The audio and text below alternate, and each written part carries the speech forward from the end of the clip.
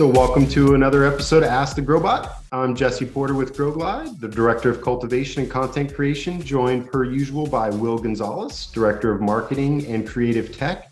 And on this episode, we're lucky enough to snag Ben Morgan Dillon from Acadia Family Farms. And full disclosure, as I usually say, I know most of the guests that have come on up until this point. Ben and I are old friends. Ben and I have smoked concentrates together, eaten hot pot, gotten messy, got our fingernails dirty, and really worked on projects together. Talked about calculations, talked about facility planning, worked through the nuances of helping people make more informed decisions in this space.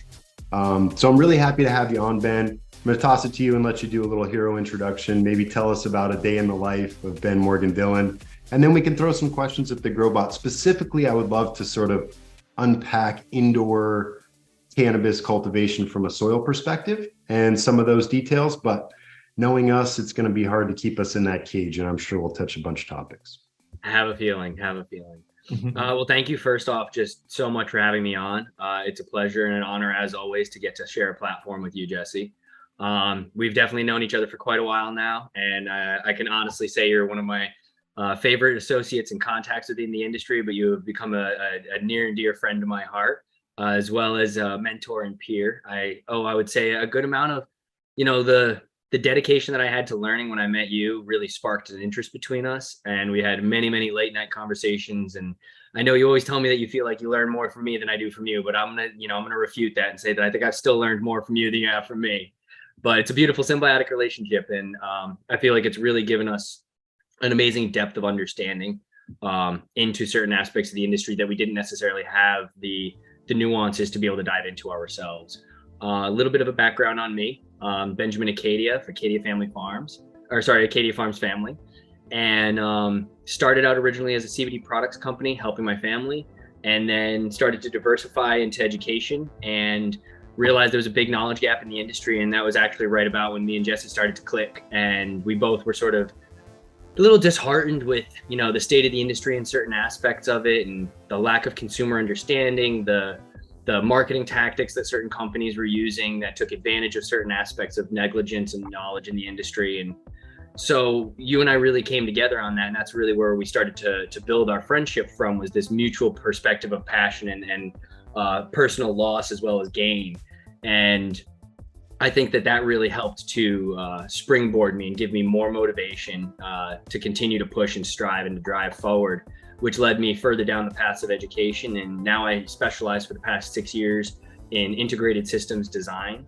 I basically, like you said, I do the design aspect of the HVAC, irrigation, lighting, workflow, plant flow methodology of the building design, and how every one of the aspects of the cultivation facility comes together and works homogeneously, and that it's I often explain it as an algorithm. So it's a math equation, but it's a math equation that is made of sub-equations. And each one of those sub-equations is made up of factors from each one of the other's equations. So if you change one factor in one equation, it has a trickle effect that changes factors in every single one of the other equations, which changes the overall equation of the entire facility. And my specialty has really been the fact that I have learned how to harness my ADD and my dyslexia, and the fact that my brain likes to think about 5 different things at the same time. And now I just filled those 5 different things with the different aspects of what I'm trying to deal with as far as a facility or as far as a cultivation management. And thinking about environment, plant metabolism, soil nutrition, and then dialing that with the aspects of our lighting, with our CO2, with our workflow and plant flow, also managing our scheduling and holding all these different aspects of my brain. And that's led me to the place where I am now, where I'm basically doing cultivation management advisory for a couple of different clients, sort of like an offsite head cultivator that they run everything through. I do visits to each facility weekly and make sure that everything's operating as it should be the checks and balances for their systems, or help them refine their operations a bit. And then I have other clients where I'm doing design work for either creating solventless laboratories, creating full cultivation facilities with integrated labs and kitchens. Really the only aspect that I don't touch is the dispensary side of it. Never been much of a salesman. Always loved to learn and earn knowledge and didn't want to sell it to people. So I love the fact that what I do now, it sort of sells itself. So I don't have to be the salesman. I can just be a knowledge provider and an educator. And that's something I really love and I'm passionate about. You know, all that back end work that you're doing is exactly what makes the front end of the retail profitable, man. So I know you know it's all tied together. And you mentioned equations and math, right? My favorite equation in cannabis is 1 plus something else equals I don't know. Yeah. Like that's the equation that I know is always true in this industry, right? There's so many variables, but dude, anyway, like you do so much, you help so many people. I know you're based on the East Coast, but I know you travel all around and that you have a global influence. So we appreciate you, man. And I think to start us off, we'll throw a softball at the GrowBot and sort of ask it all, throw it something like this. Well, what are the 5 most important things to consider in indoor soil cultivation for cannabis? I like it. We know there's more than 5. And it should sure as heck give us 5 things to talk about. Wait, hang on. I'm gonna throw you a caveat here in a question. Yes. You said indoor soil cultivations. Now, are we talking true soil or soilless media? I'm going to say as long as we're willing to embrace microbiology, then we'll be in that playing field. How about that? Fair enough. Fair enough. Okay. All right. That gives us the opportunity to toss in nanobubbles, to talk about cocoa infused with microbes, to talk about building our own soil, to talk about weight limitations, to talk about potentially a bunch of different ways of feeding that soil. Yeah. I mean, even running living soil, in my opinion, is still, it's soilless media. What we're running in these days for most living soil beds or even, organic cultivation, it's still technically soilless media when you really think about it agronomically. Like, unless you're running in native outdoor fields, you're running in soilless. That's an interesting perspective, right? Because I think one of the big challenges for soil composition, number one, right? Building some sort of soil structure. You and I have talked for hours on this topic, right? There's so many different ways to build an effective soil that balances bacteria, fungus, protozoa, nematodes, and microarthropods. But we have this soil outside that's been cooking and building for a long time. And we want to take these quote unquote inert ingredients indoors and mix them together and make sure that those nutrients are available quickly and readily, but it's always changing. So the soil composition perspective to me is a trip, right? It leads to a bunch of different questions like what soil composition are we building for what? On what racks? What are our limiting factors? What is our fertigation like? Absolutely. People ask me a lot, they say, what is the ideal soil composition? And as I often do, I answer questions with a question, which is, what's your ideal finished product? What is the goal that we are trying to achieve? Because our soil composition is and should be determined by what our goal is. If you're telling me you want to do 3-tier, salt run, mass production, I'm going to tell you we should not do 2-foot deep alluvial layer beds. I'm going to lean you away from that. That's not going to be the right soil composition for you. But if you want to run, pure living soil, 3-foot deep beds into native, well, then I'm going to tell you we need a very different soil composition. And we should do it outside, right? And I think, outside or in a greenhouse. Yeah, and this is something I encounter a lot. And I was like, I always think about how often I need your assistance here when I talk to cultivators that are experienced enough to say, I understand the benefits of organic, natural soil production inside, and that's what I want to do. So they come to me for a racking quote. And I ask questions of them of like, okay, there are weight limitations and things that I need to consider while we're building out your racking solution. And if you only build soil one way, then we can work with that way, and I'll tell you what we need to add from a bracketry or gussets or component perspective. But do you have the capacity to build this soil differently? Can we use more rice hulls? Can we use lighter weight materials in place of other materials that have similar efficacy for what we're trying to achieve? And I think that's where someone like you comes into play, right? There isn't just one soil, but there are a lot of different ideas and impressions and science that we can, uncover to fit within the limiting factors of a multi-tier indoor soil cultivation facility or whatever it might be. So to me, the soil composition is a big one, right? Because you ask 50 different soil cultivators and they'll tell you 50 different secret sauces, whether it's, rock dusts or particular fungal colonies or whatever it might be. All about that cow.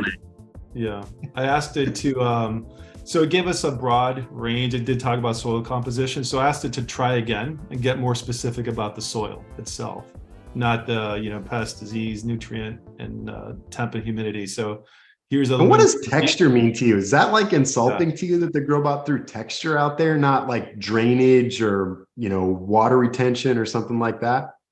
No, because Like I want it to be squishy or like. well, when you think agronomically, like when you think like classically trained, not your normal cannabis cultivator, not your backyard grower, but you think about traditional agronomy. Soil texture is the term that's utilized to actually describe the physical composition of our soil. So the texture refers to the ratio of sand, silt, and clay. And organic matter sort of sits off on the side, but it's not technically considered part of the texture trifecta. That's where we basically, right. So that's where we start to determine like what is loam. All right, so perfect. Yeah, what is often referred to as loam. I was about to say, that 40-40-20 is what we consider, like sort of the ideal soil structure sort of globally. That's what we consider, like ideal top cultivation soils.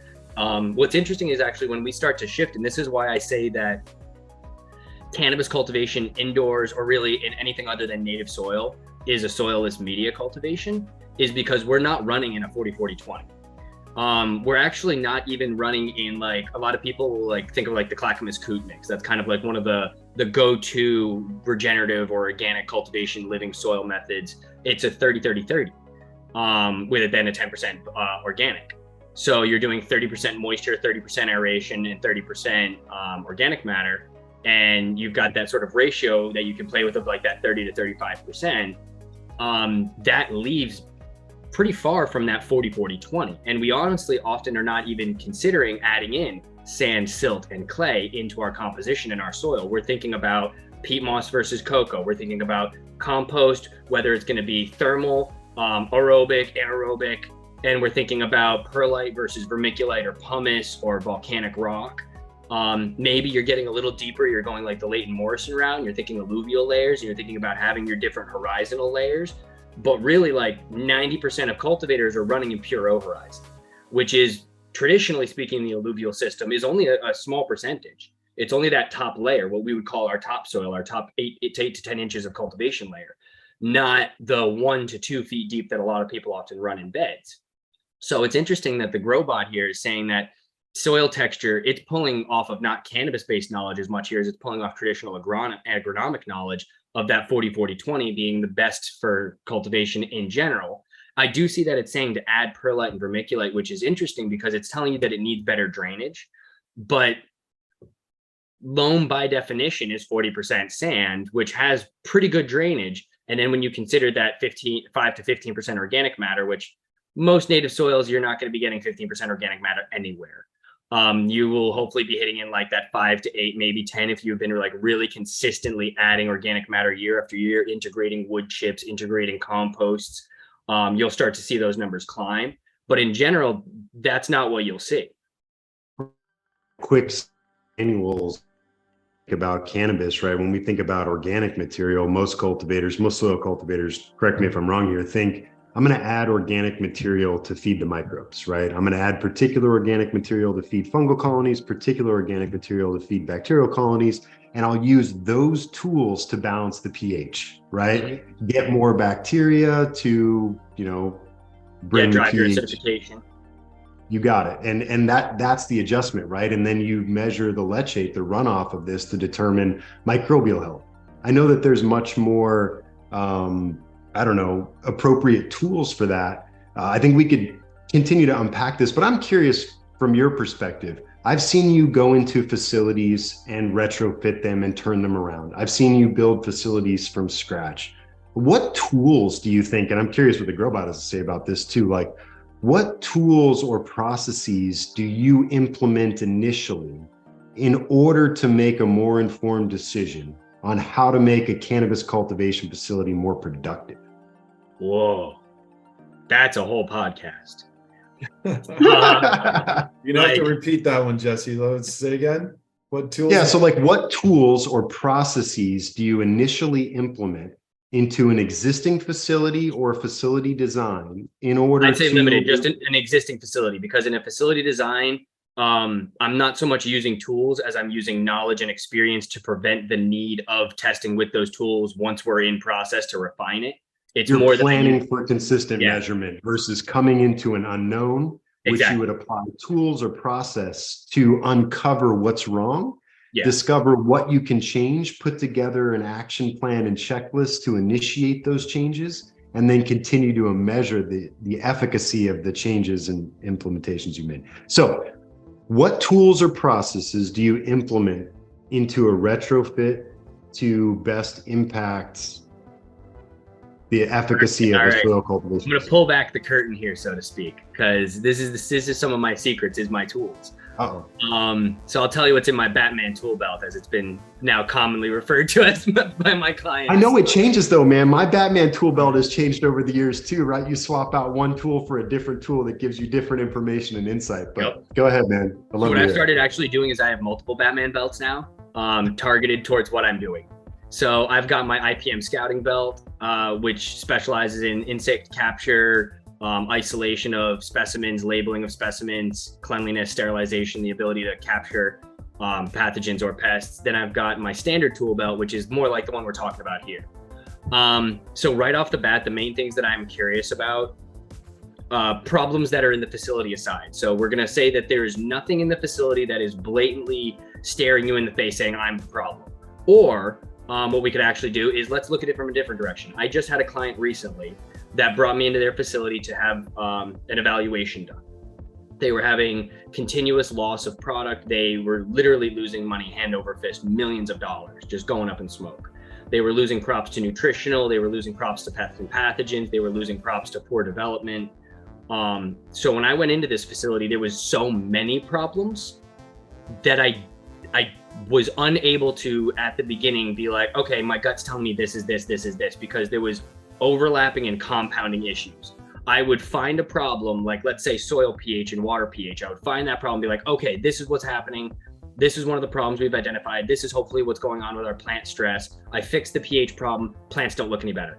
And I'm like, okay, so that was a problem, but it was not the only problem, and it was not the predominant problem. So then you start chasing the next one down the road. The equipment that I use most commonly would be quantum meter from, what's the company I use? It's Dr. Bugsby, Apogee. Apogee, Yep, so I use an Apogee quantum meter. I use their full spectrum LED so that I can utilize whether it's CMH, HPSs, any type of pressure sodiums or metal halide. It can also do full spectrum LEDs as well as sunlight. The next thing I would utilize, so that's for my PPFD, my intensities. The next thing that I would utilize would be environmental sensors. So an anemometer, which is a wind speed meter that allows me to detect wind currents within canopy, above canopy, below canopy. So I can start to understand microclimates within the rooms and microclimates within canopy. Third thing that I would utilize is an IR laser thermometer. This allows me to do hotspot laser checks. Yep. So I can check my leaf temperatures. I can check my ambient surface temperatures. I can check my light surface temperatures and start to see where, again, microclimates may be developing. But that's also something that you need for proper vapor pressure deficit control and understanding your plant's metabolism. A lot of people don't understand that it's not so much the temperature of the room, it's the temperature of the leaf that is the driving force there. So you do still want to know what your room's ambient VPD is, but you then want to know what your plant's VPD is. And then you make your calculations between those two. Air VPD versus leaf VPD. And I'd love to point out again, like I always do, right? Make sure you have the appropriate emissivity adjustment with your IR gun, because what comes standard at 0.95 should probably be adjusted to 0.97. And that might not seem like a big number, but it could be 6 to 11 degree difference, which a delta is a tremendous different ambient condition set point that you want to achieve in order to maintain that appropriate leaf temperature, 78 to 82, depending on perspective, right? Especially when you think about the fact that vapor pressure deficit can change by a half a point based off of 1 degree of temperature difference. So the one that correlates right along with that would be a thermometer hydrometer, which I will take and I place at separate points throughout the facility's canopy. I want to know above canopy temperature and humidity, in canopy temperature and humidity, below canopy temperature and humidities. Allow, again, breaking down microclimates, identifying any unknowns. The next one's after my go-to 3, which is air, light intensity, temperature, and humidity, is going to be a aerometer. So I like to check soil pressure through kPa measurements. So I use an aerometer tensiometer to check my soil pressure. You can do this in any soil media, any soilless media. The only difference is that you need to understand the osmotic offset based off of what media you're putting it into. And you need to know to use a low tension aerometer versus a standard aerometer, as standard aerometers are designed for native soils and therefore run to a way higher kPa number and are less accurate at the lower end kPa, where in a soilless media, we're going to be running in the 8 to 15 kPa range. Native soils can run up into the hundreds. They get much, much drier than what we do in our cultivation. This episode of Ask the GrowBot is brought to you by Room Generator 2.0. Available on GrowGlide's website, RoomGen 2.0 allows you to create 3D renderings for up to 10 unique room designs and includes options like AirGlide and your favorite lighting fixtures. When finished, you also receive a personalized ROI report that illustrates the financial performance of your investment. Check it out for free at growglide.com and take your facility design to new heights. Will, let's throw a quick question at the GrowBot, right? How do I measure and maintain dry bags in a soil media? I think you're uncovering an interesting conversation here, Ben, right? Like everyone wants to talk crop steering. Everyone wants to talk, media control. And I get it, volumetric water contents and whatnot. But then the Rockwell guys will tell you, well, you can't do that in soil. And what you're talking about is how you go about doing it in soil, how you manage the air to water ratios, despite the fact that your media is constantly in flux and changing. You can still manage drybacks. You can still achieve generative and vegetative crop steering.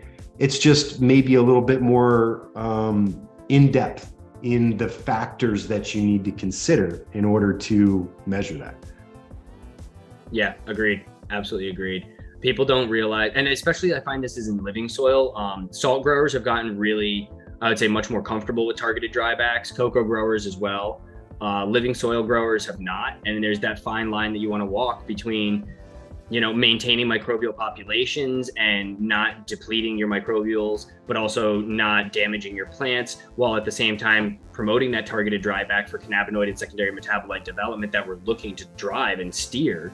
But right. Walking that fine line of, well, what's too much, what's not enough, and how to properly associate and actively and accurately assess what your dryback is. Like the amount of times that I've gone to a facility and I see people that have, a 1 foot deep bed, right? And they've got a 9-inch aerometer and they've got it sunk all the way to the bottom. And that's what they're using for their targeted dryback metric or for their KPA for EC measurements.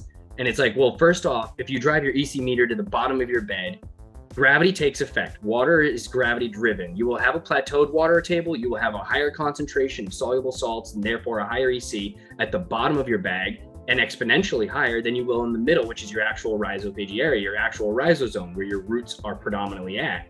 Now, and that's where your feeder roots are at. So like a lot of people are like, oh, but when you open the bag, like there's a big mat at the bottom. It's like, well, yeah, those are drinking roots. And then there's feeding roots, and they're not actually necessarily the same root, and they're not in the same area because they have different jobs. One drives deep like a well to just bring up water, and the other one goes into the homogeneous root zone to try to create symbiotic relationships with microbes so that it can trade exudates and gain the food that it needs. And then it uses the water that the drinking roots are pulling into the osmotic system, into the capillaries, and it uses that as the mobile system to pull it up into the rest of the plant. Now, understanding that part of the plant, right? Understanding these different root structures, whether they're tap roots or adventitious roots or these different feeder roots, right? Like, are you advocating for more of a layered approach in allowing those roots to find a happy zone in different places? So we can say, hey, let these roots gravitate towards this, which might be a little bit more moist, right? Which holds a higher cation exchange. And then these roots will go over here where there's more microbial activity because we have a drier space, but not too dry. Then over here, we have the driest space, which continues to pull moisture away from that space, right? Like there's these migration points that the roots can follow as they move in the space rather than thinking, I'm stuck here, manage this space. It's like, well, hold on, let them go to where they need to go and have different root structures in different layers. Curious your take. I would say, absolutely, I love that. That is one of the reasons why I like a modified alluvial layer system, not going to the full extent of replicating, 4 or 5 different horizons, and creating like a 2 to 3 foot deep bed. But even within pots, you know, some extent of creating a drainage reservoir at the bottom, I'm definitely a big proponent of that, especially if this is a long-term thing. If you're just talking, you know, a clone getting potted into a 1 gallon that's going to be there for 3 weeks before it gets transitioned to its 5 gallon or 10 gallon or bed that it's going to live the rest of its life in. Not so much in the 1 gallon pots. It's not really, I think, advantageous for the amount of workload that's required. But when you're talking larger container sizes, when you're talking specifically longer periods of time that plant is in that container, then yeah, I think that the benefits of having that drainage and having that ability to, like you said, have multiple root zones develop is absolutely beneficial, especially with people that are doing longer term runs. So if you're doing a turn and burn system where the plant lives its entire life cycle from clone through flower in 3 months, not going to really help you as much. But if you're going to be doing like full term outdoors, if you're going to be doing an extended period of veg and allowing like large canopy development, then yes, absolutely, because you're allowing that plant's life cycle to be extended to the point where it's able to actually utilize advantageously those spaces and those different root zones. Otherwise, it's sort of like there's no point in using mycorrhizal fungi if the plant's not going to live long enough for the mycorrhizal fungi to actually colonize it and create a symbiotic relationship.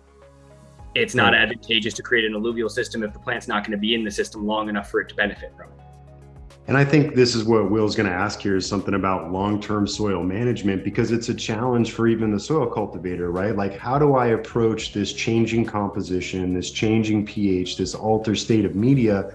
And that's one of the reasons I've always sort of leaned towards that layered approach. As I do my add backs, I can add layers of add backs and understand that as I continue to compress, I'm recreating that structure of layers. I know that the scratch-in technique is also popular, where we're just going to replenish microbes and nutrients. But I'm curious on your take, right? Let's say you walk into a facility, you assess the fact that you need to bring aeration and nutrient content to a soil media. Do you just flip the whole bed over, dump it out and start from scratch, like make a mess and go in it that way?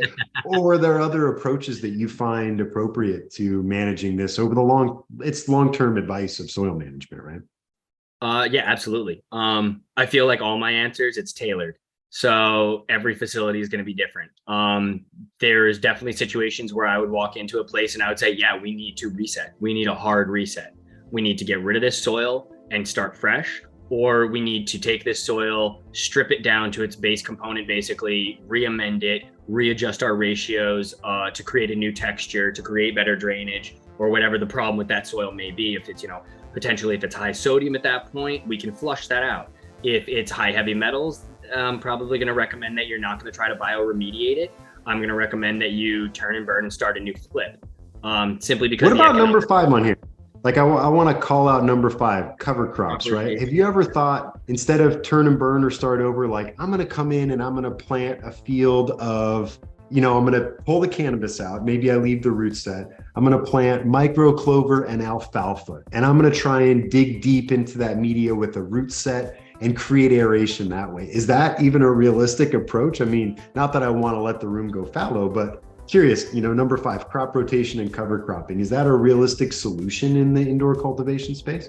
Not in my opinion. It's not viable. The amount of real estate that you have and the amount of expense that real estate costs you, the only way that I would say that this is a viable option would be if you have the ability to transition. Like, let's say, I've seen a few facilities out in the Midwest where they've got garage doors on each of their rooms. So that way they could bring in with forklifts fresh soil, bring their beds in pre-assembled that they would do in a separate space.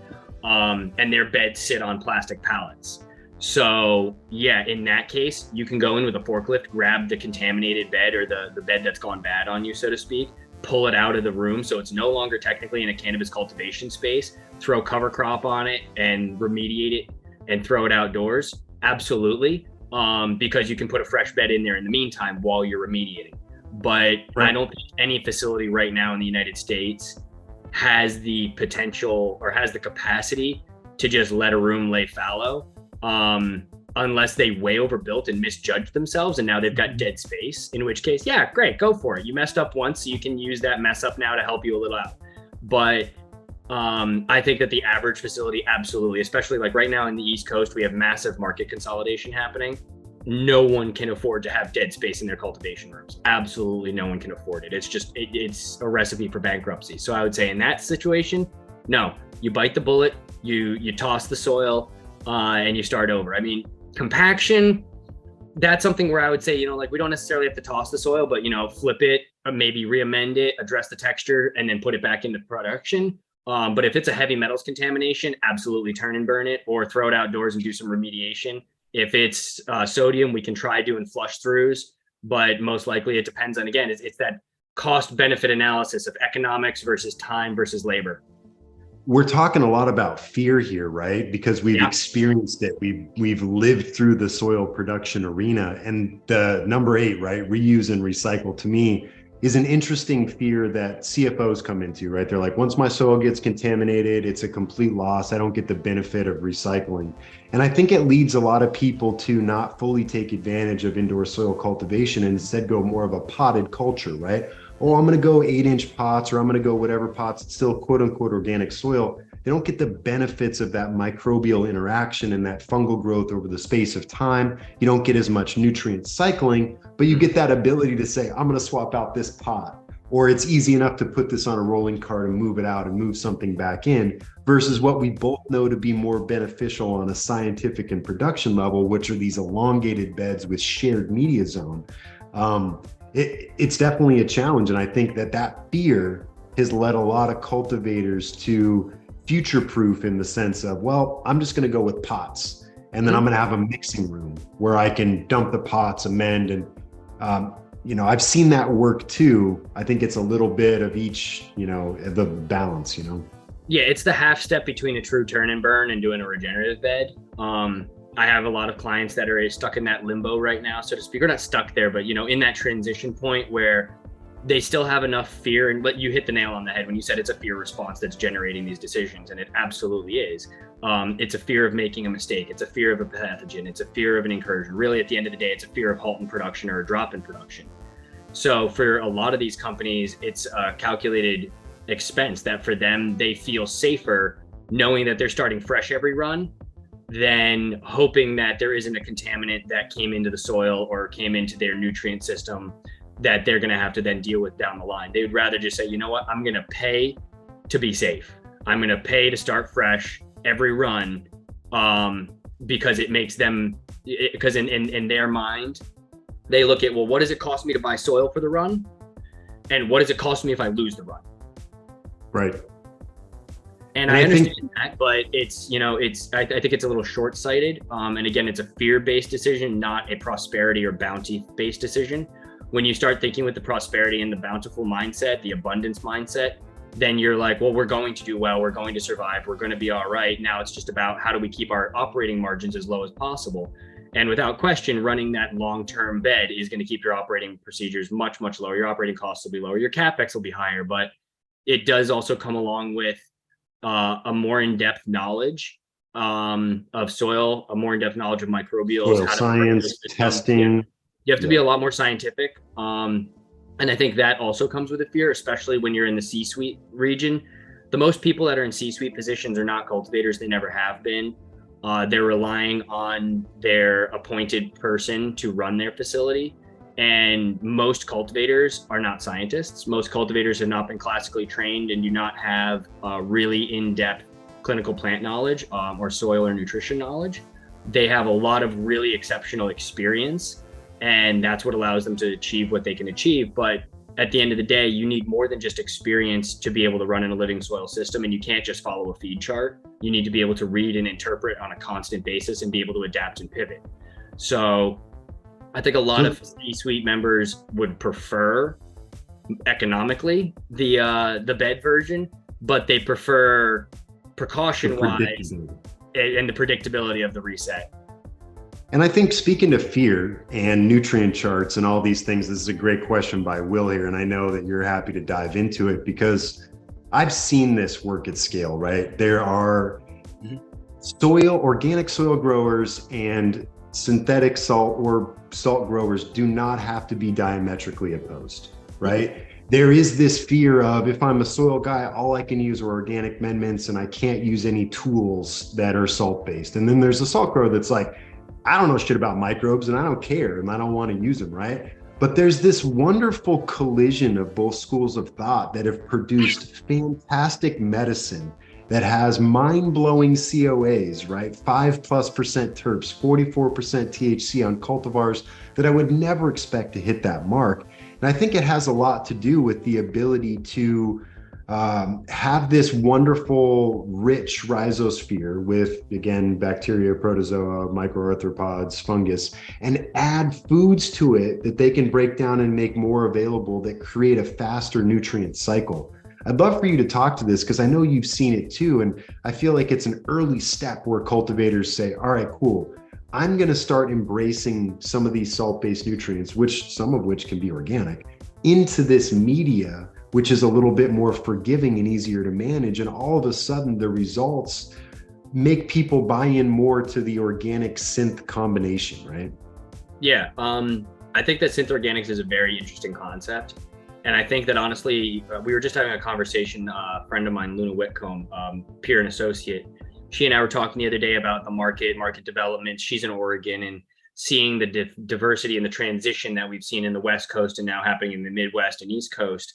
And she was asking me, she was like, where do you see it in the long run? And I said, honestly, in the long run, I think that living soil is going to have a decent chunk of the market. I think that because simply the quality and the economics. That said, I think that salt growing for the most part will dissipate, at least traditional salt growing as we see it right now, simply because though the yields are phenomenal, the end product's viability in a matured market is going to be less. They're going to be more interested in the complexity of terpene profiles and the complexity of cannabinoid profiles, not just high terpene and high THC. So not just having a high percentage, but having that percentage be made up of a plethora of different constituents. So having a terpene profile that's not just, 4%, 5% terp, it's 4% or 5% terp, but it's of 15 different blended terpenes, not 3 dominants or 2 dominants or 1 dominant. How much of that has to do with nutrient balance, like not just the 16 core nutrients that we know are for the plant, but the type of sources of material that allow this plant to choose from? Because I think about that all the time, right? Like I was just in the backyard with my daughter feeding seaweed and fish hydrolysate saying, hey man, I think our tomatoes are going to taste better because I'm adding, various amino acids that I think are going to process and turn into something wonderful, right? But I think about that too, right? Rather than just thinking about nitrogen, like what about the source material of nitrogen? And what if we had 4 or 5 different types? Does that diversity lead to a diversity of phenotypic expression? Makes sense, right? It's part of the environment. It's part of the factor. It's 50% of the equation. Yeah. Well, I think that the way that and that's where I really see like synth organics taking a really large market share in the long run. I see them honestly probably becoming the most dominant market share in the long run, because you will be able to get the benefits of the buffering of the organic system. You'll get the benefits of the multiple constituents from the microbes that are able to break down these raw components that we put in, create them through their own enzymatic and processing reactions into different bioavailable forms. But then we're also able to utilize synthetic single molecule sources, and we're able to use them at extremely targeted times.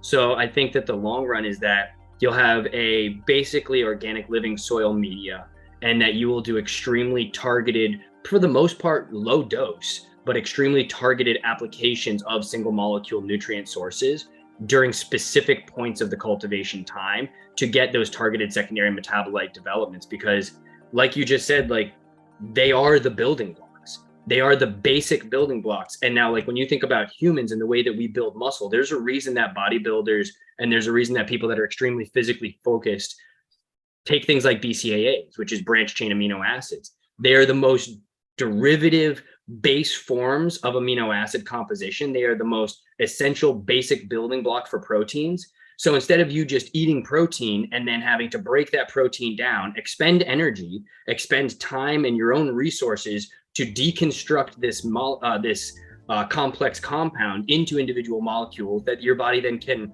reassemble into the molecules that we want. If you just start by giving your body those baseline molecules, you're drastically reducing the amount of energy and time that your body needs to break those things down to then reassemble them. So I'm not saying replace them exclusively. Still eat a well-balanced, rounded diet. Still eat your vegetables and meats. But then you can do targeted supplementation of these base minerals and molecules. And I think that the exact same thing translates into plant health. And I think that it definitely will increase the constituents of our secondary metabolites of cannabinoid diversity and potencies, as well as our terpene diversity and potencies. And like the diversity of the nutrients and the choice nutrients we apply when can also buffer and adjust the soil pH. Number two, right? Those choices that we make can have a dramatic impact on the pH. They can also have a dramatic impact on the microbial activity, which can again further buffer pH and increase the nutrient cycling. And then I'm also curious on number three, man, like we talk about this, there are so many different ways to quote unquote fertigate. How do we get the water into the system, right? Do we use salts? Do we bring foods in the water? Do we just have the food in the soil and activate it with this water-air relationship that breeds microbiology? Do we just throw nanobubbles at this whole thing and hope that that fixes everything and rounds everything out? I'm curious, do you take a dripped approach and have, drip all over the place? Do we take a sprayer approach and try and get more homogenized water application? Do you take more of a blue mat approach and soak into the soil? How do you determine what the appropriate fertigation methodology is? And, what tools would you use to optimize water delivery in soil? So again, it all depends on what our cultivation methodology is. It goes back to what's our finished goal, which determines what our path there is. Fertigation and irrigation to me are extremely tailored concepts that have to be tied to soil media, soil size, so volume, container, and then media type, and then what are we feeding? So when it comes to my mind, it's like, so the first question is, are we feeding liquid or are we feeding solubles? And if we're feeding something granular, then there's only one type of application, and that's broadcasting. And then it's just a question of, are you mixing it in or are you layering? Are you layering and then mulching on top? So are you like creating a lasagna? Or are you just broadcasting it on the top? Or are you broadcasting it on the top and scratching it in? Or are you broadcasting on the top and then doing like a 4 or 5, 6 inch rototill? So that breaks its own questions into now, well, you're not going to be doing a rototill if you're in pots. You might be doing a scratching method, but that's kind of difficult. So you're most likely just going to be top dressing, which is why a lot of people in pots end up running with liquid. Now, if we're running with liquid, are we running with soluble salts? Are we running with traditional salts? Are we running with organics?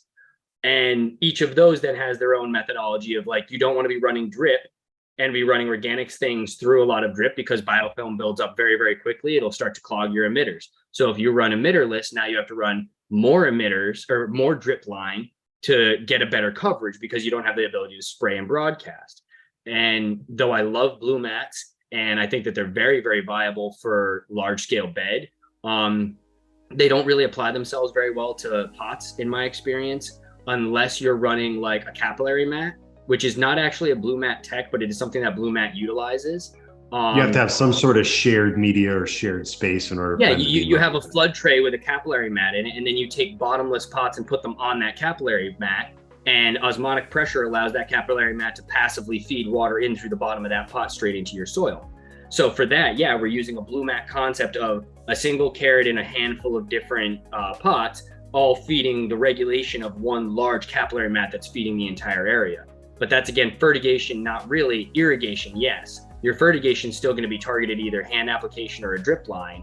So it's very selective as to which is the best approach. And it really comes down to what's your media, what's your volume, and what's your fertigation. Like, what are you running organic versus salt? But actually, I want to jump back up really quick to pH. I just want to make a quick note. My understanding of pH has always been hydroponics likes to run, 5.6 to a 6.0, usually like a 5.8 is your ideal. Soilless media likes to run a 5.8 to a 6.2. Soil likes to run from about a 6 to a 6.5. Sometimes you get native soils run up to like a 7. This episode is brought to you by Acadia Farms Family, where Ben Morgan-Dillon and his team of experienced industry professionals are dedicated to creating sustainable wellness for humankind, businesses, and Mother Earth. If you're in search of integration techniques, cultivation optimization, Acadia Farms Family has the passion and know-how to support your dreams, reduce your risks, and increase your financial performance. Reach out to Ben and his team at Acadia Farms Family's website today and get the support you need. I'm currently trialing a fertigation nutrient line that is predominantly organic, with select mineral component inputs that just can't be organically sourced. And it is running a pH consistently below 5. Like 4.6, 4.8, 4.9. And the plants are loving it. And it is blowing my mind. I'm running into a cocoa soilless media with, or not even cocoa, it's a cocoa organic blend. It's a Bio 365. And we're running, I just can't believe the pH is so low and the plants are absolutely running it. In the trial I'm running next to it, we're running a pH of a 6.2 and the plants look fantastic, but it's just like, well, huge disparity of what I have an understanding of what's bionutrient available within pH within a soil. And I'm like, how do these plants look this way? But it also is, again, Luna Whitcomb and I were talking, and she was just on a podcast, Soil Matters, a little while back, talking about a bed that she created. And she ended up finding out that the sourcing of her inputs, her blend was the same that she always did, but the sourcing of inputs, the worm castings came in with a 5.0. Her bed was sitting at a pH of about a 5. And she had highly toxic levels of sodium and of potassium. And her plants are crushing it right now. They are absolutely crushing. They're in week 4, and these plants look like they're finishing out week 6 or 7. And she even to herself, she's like, I have no idea what's going on. I don't know how this happened, that it got this way, and I don't know entirely what's going on, but it's just like, she's done such a great job of controlling her biology. Is the only thing we've been able to come up with is that the biology is buffering the system so well that her plants are able to survive and thrive due to essentially a bubble ecosystem that the microbes have created around her root zone, keeping everything happy and within this soil sphere. But then my brain is like, well, hang on. I have extremely minimal biology in this 365 soil that we're running with a nutrient fertigation of a 5.0 to a 4.8. And I'm running high EC. I put in yesterday, it was like an EC of a 2.64, 2.68 at a 4.7 EC, at a 4.7 pH. And I watered the plants and they started praying. See, nothing makes me feel more ignorant than studying soil cannabis relationships and doing autopsies, right? Like when I studied with Dr. Elaine Ingham, it was very much like, hey, let's take a look at these root zones in different spaces and let's measure the pH of these roots. And it's like 9, 7, 4.2, 6.5. It was all over the place, which opened me up to my own ignorance of like embracing the swing, not thinking that I have to hit perfectly in the center of this target, but instead, you know, as long as we're buffered on the outside and we're not going too crazy, let the fungus and the bacteria do their work and go back and forth. And I always wonder about that, the microcosm, this tiny little mycorrhizosphere within the rhizosphere that exists on the roots that maybe allows for that buffer and lets you see that. But that's incredible, you know, noteworthy news, right? Like it was interesting. When I saw the pH thing there, I wanted to mention it real quick. No, it's powerful, man. I think Will's got a question, you know, launching here about foliar application. I think this is something we've talked about. Actually, this ties perfectly to what we were just talking about. So this nutrient line is actually almost 50% run through foliar. And what's very interesting is that they're a carbon-based nutrient line. And the concept is that they have micronized their nutrients to such a small level. I believe it was a 75 micron filter is the final pass. That the micronization of it's actually able to pass directly into the cellular matrix of the plant. So a huge amount of the foliar feed is not meant to be absorbed through the stomata like a lot of foliars. It actually passes directly through the cellular wall into the ectoplasm, or not ectoplasm, into the cytoplasm of the plant, and actually is able to bypass metabolization to some extent and provide these, again, extremely base component nutrient sources like purinized carbon to the plant in a place where it's able to just like readily uptake and availably use it, instead of having to like, so that was one of the other things they said was that it's through foliar feeding of micronized carbon in these nutrient line, they're able to reach roughly a CO2 adjustment of 1200 ppms of a supplemental CO2. But they're able to do it in such a way that the plant is not actually having to use its own metabolism and energy, its own ATP. Or gas exchange. Yeah, instead of doing the Krebs cycle and breaking the CO2, breaking that carbon in the oxygen molecules, breathing the oxygen back out, and then taking that carbon and utilizing it, it just gets that carbon. and is able to just start the building block process from there and not waste all of that excess energy of taking the CO2. Number two, nutrient efficiency, right? It's incredible. And then the rapid uptake, right? Number two, you just broke that down, right? Number one, the rapid nutrient uptake is a trip, right? Because historically, whether we're talking IPM or foliar application for food, we're usually talking about droplet size. We're talking about the size of the water that we're spraying, not necessarily thinking about the micronization of the nutrients themselves. Like you just mentioned, water is just the carrier. Micron, easier to absorb, right? And then targeted treatment. This allows us to apply things in a different way. We can apply smaller doses knowing that they're readily available. We can apply them in a timely nature and see a timely response versus 3 days before, 3 days after. Your reactionary response can be faster, or your preventative response can be more appropriate. So I think it targets a number of different things like you mentioned.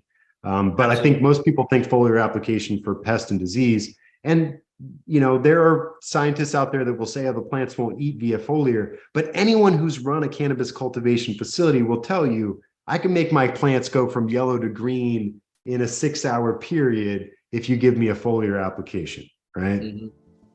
Yep. Yeah. Foliar is a very underutilized tactic, in my opinion. And I think a lot of it just comes from fear and ignorance again. It's the fear. How many times have you sprayed something and burnt a whole crop, right? Like you go 3 mLs, 4 mLs of SI with the wrong pH, or you add sulfur right after an oil and you just torch everything. You're not recovering from that, maybe ever, until a repot. Foliar to me is like, it's the hydro of the organic world, in the sense that it's, you've got that incredible potential, but it's also an incredible risk potential. So it's like with hydro, you can have your plants go, bananas or die in hours. Well, with foliar, you nail it, do it wrong, or bad things in hours. Yeah, the number one foliar that I do is not IPM. The number one foliar that I do myself and that I recommend is C90. Mineral composition, just baseline dehydrated sea salt. And when I first was told about this, I'm like, you want me to spray salt on my plant? Like, are you kidding me, dude? And he's like, bro, just trust me. It's dehydrated sea salt. It's better. And I'm like, okay, so you want me to spray Celtic sea salt on my plant? Like, some bougie salt's gonna be better? And I just I was not on board at all. And then he was just like, all right, just spray one. And I sprayed one plant. And I mean, within half an hour, 45 minutes, there was a noticeable difference in leaf turgidity, in prey angle, in the overall like plant structure just stiffened, and it sat up straight. And you know what I mean? It pushed its chest out, sat up straight, and the plant was greener and happier. Legit weight, right? Like the number one tea that I brewed in my hydro shop, I would have 10 teas available or 6 teas available every single day. One of them, don't tell anyone, I would just go to the bay and swoop ocean water and brew it at, I'm not going to tell you the ratio, but I would add that to my compost tea, and I called it the heavyweight tea. And everyone loved it because you could finish strong with it, even though it's a salt. You could foliar apply it up until like week 3, week 4 without any negative impact of terpenes or secondary metabolites, but it just loved that salt, and it had all kinds of other stuff in it, right? Tons of microbiology. Oh man. Yeah, and I'm I'm a nut for seaweed, so. Yeah, I'm Korean natural farming certified under Chris Trump. I'm a soil smith. And one of the best things that I've taken from natural farming is the use of fermented seawater. And it's such a simplistic concept, but oh my God, fermented seawater. And it'll kill powdery mildew. I swear to you, it will give you the turgidity like you said, but it'll also restore those cuticular waxes, which is counterintuitive, spraying salt on that.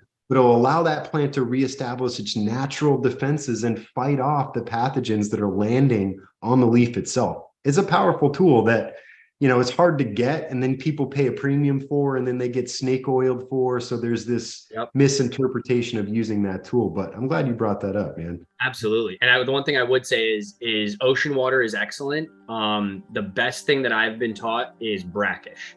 If you can get the mix of brackish right where it's starting to meet the ocean, so you don't want to go way up in the estuaries where it's mostly fresh. You want to be down near the opening to the salt opening to the bay. So you're getting a really good blend, but mostly salt, and get it at the change of the tide, where the tide is coming back in.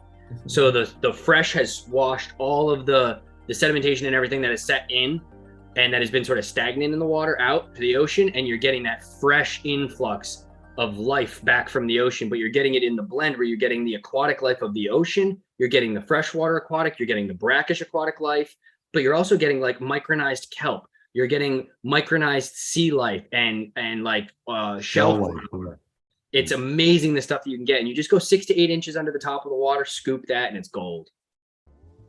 Hey man, I think we'll probably want to let you ask a couple questions of the GrowBot, but like real quick, Will, can you ask the GrowBot, what's the number one mistake that indoor soil cultivators make? I'm curious what the GrowBot has to say about this, because I've made a lot of them and it's been painful. That's funny, because you just told me you wanted me to ask some questions, and the first one that I was going to ask is, what is the number one misconception about living soil indoors? Hey, okay. I was going to say watering. Number one is watering, yeah. I mean, I think I see the rise of nanobubble technology in organic soil production for one of these reasons, right? After you run soil for a year, you get this compression, and you don't know how to fix the compression because maybe you haven't built that into the long-term management of the soil. So how do we inject long-term, high-density hydroxyl radical bubbles into that media? Interesting. Nutrient imbalances, right? There's changing composition, makes things available at different times. Root rot, because we have anaerobic spaces building up in there, not allowing everything to breathe. So that's actually interesting. That brings up something that I recently heard on a podcast that I was listening to. So talking about root rot, and before we had been talking about heavy metals consumption. So in living soil beds, one of our biggest fears is the buildup of heavy metals and the buildup of sodiums in our soil structure over time. That, along with compaction, leads to a plethora of problems that can start to happen. So the root zone, apparently, of a cannabis plant is actually the most dense bioaccumulative portion of the plant for heavy metals and sodiums. So a good way, I've always said that with living soil beds, leave your roots. You're leaving a pathway of pre-aerated soil. As soon as those roots break down, you're leaving a tunnel basically of aerated soil that has a mush now laid on the bottom of it of plant food, because it's broken down cellular tissue of a healthy plant. So it's literally like leading a trail of cakes and cookies down a corridor versus you having to dig your own tunnel to find food.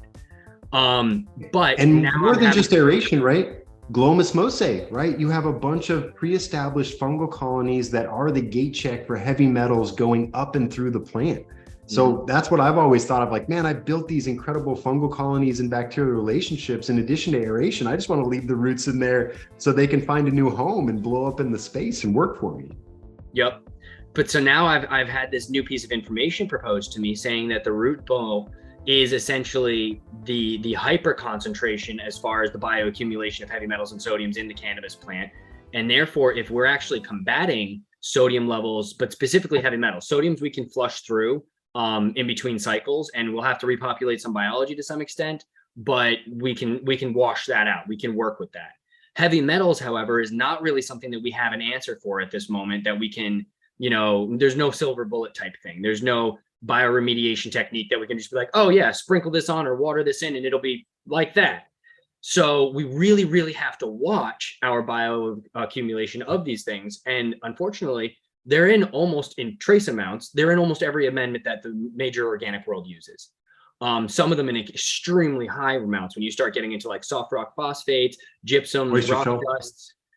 So it can, even seaweeds, a lot of kelps, some fish bone meals and shrimp meals. So it can be a really hazard, especially when it comes to even rice hulls, arsenic. So arsenic, cadmium, and mercury are often the biggest ones, the big players. So the recent thing that I had heard was actually a recommendation that when combating heavy metal buildup, to remove your root balls, because you are essentially removing a sponge of the highest concentration of those chemicals and removing them from that zone cycle after cycle after cycle. So it's like you lose out on, to some extent, the tunneling, the glomulation, the microbial content, and the root zone food network.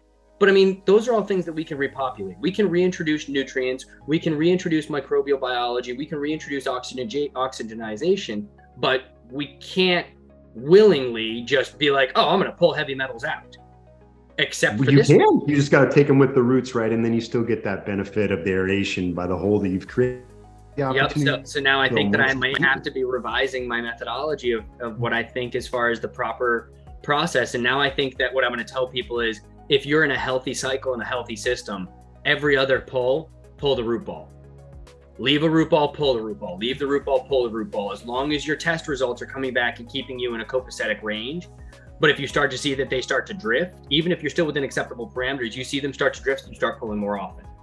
And if we're in a use it as a remediation, tool, understand how it impacts you and know how to create an action plan around it, right? I love what you're saying. Yeah, and like you had said earlier, is there any time and place where you can remediate that soil bed rather than just pulling it out of production and tossing it? And I would say, yeah, I mean, if you're licensed for cannabis cultivation, great. Take it, put it outside, throw a bunch of hemp in it. And just let a bunch of hemp grow, and then pull all that hemp and root balls out, and then grow more hemp autoflowers, and then pull the root balls and plant out, and then safely dispose of that biomass so that it doesn't provide contamination of what you've now pulled. I love it. That was you want to fire a question at the GrowBot, Ben? Well, I mean, you took my first one, but you know what? No, let's see if I can differentiate. What is the most common misconception of living soil cultivation of cannabis in an indoor controlled environment? Or however you'd like to phrase that. What is the most common misconception of indoor cultivation of cannabis? Specific to soil cultivation? Yeah. Indoor. There we go. All right, let's see. I'm really curious. I think one positive misconception is that most people think the product is of higher quality. And I don't think that's always true. I think there's an opportunity. It can be. It has the potential to be. It does not automatically mean it is. It's like I've saying seen some bad soil weed too. It's like, yeah, you have the capacity to really yield more in hydro, but not always.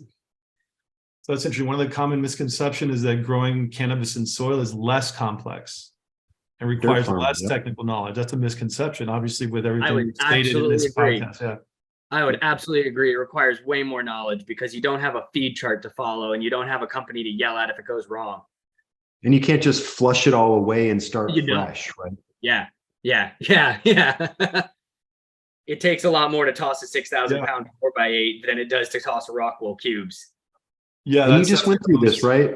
Number one, the composition and the structure. You actually have to build this out. You can buy a pre-made soil, but that's not as cost effective, nor does it give you the flexibility. Nutrient management to start, but then over time, how do you add back? How do you manage? How do you measure? pH and soil chemistry, right? Understanding the interaction of these nutrients in the space and what you do from an input perspective that changes and alters the chemistry, the cation exchange, and the pH. Pest and disease management. There are so many things that we're not even aware of, that we're not testing for, that we assume are good. And in an anaerobic environment, it's so easy for Fusarium or Pythium or other anaerobic fungal colonies to take hold in small amounts that we might not even see until we finally flip our soil and test for them. And then environmental control, right? This is something I think about, and you and I have talked about in depth too, when I'm sizing an HVAC system and thinking about the latent load. What about this extra evapotranspiration from this giant soil bed in the space? How often do we water? What does the additional water load look like? And do we really need to take it into account? Or can we get close enough to know that we have convective cooling and root zone temperature control that helps us manage it? We didn't even talk about root zone temperature, man, another factor that should be considered. I feel though that root zone temperature, it's like when you start to get into that, you're into the advanced tech. Like, the amount advanced tech, advanced tools, advanced crop steering of soil, right? Yeah, the amount of facilities that I've gone into, it's like they're dabbling with like some pretty advanced methodologies, but then like we've got basic things that are out of whack, like soil pH and fertigation and environmentals. Like I walked into a facility not long ago and they were like, oh, so we're doing this modified version of LST, creating cellular matrix breakdown and doing this and this and this, and we're trying to do this targeted crop steering with this. And I'm like, okay, what's your VPD at? And they're like, what's that? And I was like, oh, okay. So you're so far in the weeds that you forgot about sun, soil, land, like the basics here. A lot of people I feel get so caught up in trying to become an advanced grower and trying to become an excellent grower and the best grower they can, that they forget that the simple things, the basics, is the first things that you need to focus on. They're the first things that you need to be, when they're second nature to you, start dabbling into the advanced stuff. But too many people, I feel, get caught up in wanting to learn the advanced techniques and the advanced methods of crop steering and management and controls, and they lose sight of the fact that you can grow a better plant with solid basics than with all the bells and whistles. But if you, I think you know, I know you've seen this in this space, and I'm not here to call anyone out, but I will say that the same way the master grower beats his chest and says, I know how to run 3-part, it's my secret sauce, is the same way that soil cultivators say, I've got secret compost teas or ferments that I use to manage it. Sometimes I think it's an effort of job security where it's saying, maybe the basics aren't enough for my CEO or CFO to truly value my contribution to this grow. And instead, I need to talk at a high level about these things that no one truly understands in the cultivation facility that I'm in order for me to remain the expert, rather than being so fundamentally sound that you're unflappable and allowing yourself to dabble in those more advanced techniques and technologies. I know I've been a victim of that. I'll throw words around and I'm like, man, I didn't fully understand that concept, and it cost me because I tried to do more than I was capable of. You know? Yeah, I think you're right. I think it's job security. I think it's also a lot of people think that it's just a plant, and a lot, especially like when you're on the upper management C-suites and just upper management in general, to them, it's just a plant. How hard can it be to grow it? Where as a cultivator, it's like, you understand that there is an insane amount of complexity and nuance that goes into it. But when you say that, well, yeah, I mean, in essence, you know, the lights are on, the plants are green, water is wet, why aren't the plants growing? And the grower's like, well, there's so much more that goes into it than that they feel that they need to expound upon these things and to some extent muddy the water to protect their position, but also muddy the water in the sense of, I think that a lot of them, they know enough to be dangerous and they know enough to do their job, but they don't often know enough to really dabble and play with those certain aspects and nuances to the extent that they do. And I mean, I've certainly been guilty of that, but that's also why I always do R&D. And I grow at my house in the basement, I grow in my house outdoors, not because I need the product, but because I need to practice processes and make mistakes on a small scale before I try introducing them to large scale. And like a perfect example is one of the facilities I'm working with right now has been doing their pheno hunting and their R&D in production rooms. And it has cost them a huge amount because of loss. And it's because they don't have an R&D space. And because they don't have an R&D space, they don't have the capacity to do these pheno hunts or trials anywhere other than the production floor.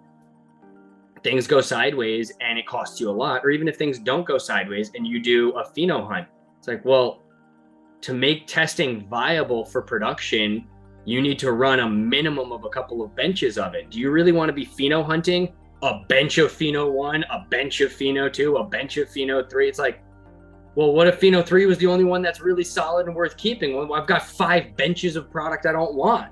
And I have to pay for 5 testing. That room's going to cost $10,000 just for the lab testing. And I'm only going to have, you know, dozens of pounds of each for product. And that's not good for market. Because when you go to market, it's like, well, the market's like, oh, I really like, you know, number 3. Can I get more of that? And it's a week later and they're like, oh, no, it's all gone. There was only 10 pounds. They're like, well, what the heck? And it's like, well, I got to wait, what, another 4 months for that to come back into production cycle? So it's a tough spot. I mean, you need to be able to make mistakes. One of the biggest things that I tell people when they ask me, they're like, you know, how did you get to this point? I just spoke at Johnson Wales University to a bunch of students that are in their cannabis program. And they're asking me, how did you get here? How did you find yourself in this position? I said, I made a lot of mistakes. And they're like, but you have all of this experience. And yeah, experience is the result of making mistakes. You don't get experience from doing it right. You get experience from doing it wrong. Like when I used to do competition fighting, my coach gave me a great motto that I've lived my life by. And it is that every loss is a lesson if you let it be. Because all that you learn from a win is you didn't make a mistake. You didn't fuck up. You didn't slip up. The guy didn't get lucky. You didn't make a mistake. What you did was right. But learning from what you did is right is much, much different and much harder from learning from what you did was wrong. Where it's like, if you lose, it's like, oh man, I should have done blank. I should have done blank. You can run through that whole cycle again in your head. I mean, we're all guilty of making a mistake and then reliving it and rerunning it and rerunning it and trying to fix it. How many times have you succeeded at something and sat there and rerun it and rerun it and rerun it in your head, trying to figure it out? You can be what did proud you of do? the execution, but if you don't understand the why, you'll never repeat it. And I think that's a good way for us to sort of close this out, right? A, great quote from you, but B, exactly why you're such a powerful, inspirational figure in this space, right? Your willingness to admit that you've learned through failure, which allows you to share perspective, advice, scientific knowledge, and help people pursue a path to be successful. And Ben, I appreciate you coming on. We dove into a ton of topics in here: tool usage, soil management, soil building for racking, understanding how to build a bunch of different soils and the components that go in so you'll be successful for the long haul. But more importantly, making sure that you understand the why. So when you make a decision, whether you're a CFO, an engineer, an entrepreneur, or a cultivator, that you can repeat it and you can make sure that you put the right action plans in place to make sure you make more money tomorrow than you're making today. So again, I always appreciate you, man. Like, you always drop knowledge. We could go for another 2 hours. Will's going to kill us if we do that. But I appreciate you, man. There's a lot of great content in here that we're really excited to share with the community. No, it's my pleasure, man. I mean, every time I jump on with you, it's not usually being recorded as a podcast, but it's always just an easy, open flow conversation. I love it. You're one of the easiest people to talk to, and I've always enjoyed it. I always feel, often I get off a podcast and I'm like, wow, that was great. That was some work.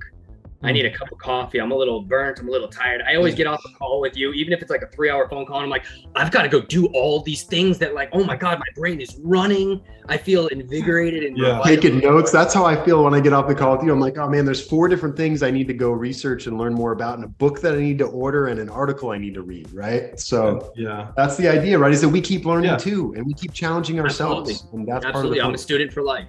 Absolutely. I'm a student for life. And I feel that, anyone that thinks that they've learned it all, you run in the opposite direction. Run as far and as fast as you can. But the person that is humble and wants to constantly learn, that's a good person to learn from. And that's the people that I seek out, such as yourself. And I suppose, so I'll wrap it up with one more of my life mottos. And this is the one that I really live by the most. And it's: make all of your bad decisions responsible. And that really ties back to, like we were just talking about before. Making a bad decision is making a decision, taking an educated guess, taking a risk on a research and development, trialing something new.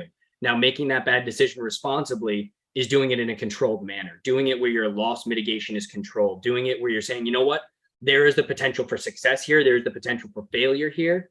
So I'm going to make this decision, but I'm going to make this decision responsibly by insulating it and isolating it and having your research and development spot. And I mean, growing up for me, it was, make your bad decisions responsibly, because a responsibly made bad decision leads to a great story. An irresponsibly